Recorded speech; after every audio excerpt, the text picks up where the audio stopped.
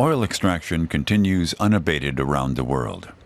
For example, here in Kuwait, there's been no slowdown, even though the market is saturated and the price has plunged.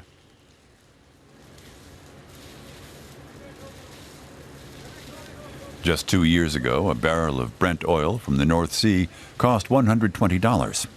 This summer, the price of oil fell below the psychologically significant $100 level, and now it's just $80 a barrel. There's too much oil on the world market, and demand has not risen. On top of that, business in Europe and China has slowed down. The United States, until recently one of the biggest importers, has become one of the biggest exporters of oil. Fracking technology is tapping the vast stocks of oil locked up in oil shale. And OPEC hasn't reduced its production quotas either. On the contrary, Saudi Arabia wants to expand production. Saudi Arabia is the world's biggest producer of oil, more than 500 billion tons a year. It's followed by Russia and the United States, which is the world's third biggest producer.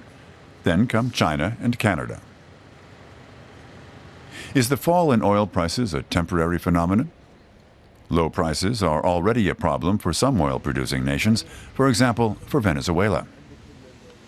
Oil has to cost an average of at least $120 a barrel, or Venezuela will eventually go bankrupt. $117 a barrel will keep Nigeria afloat. The figure for Libya is $110.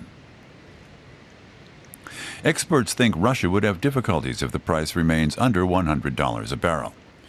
All these countries depend on income from oil exports. If the price remains $80 a barrel, they're in trouble. Although supply is increasing, consumption is falling, especially in Europe. Engineers are making car engines that are more efficient, and renewable sources of energy are competing with oil and gas. So, who are the winners from falling oil prices? Costs are falling for airlines and container shipping, so their profits are rising.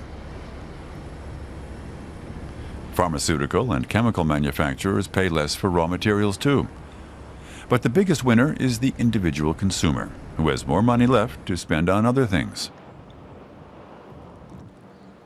Low oil prices are like a tax cut. So people don't seem worried about dwindling oil reserves anymore. The world is swimming in cheap oil. The only question is, how long will this last?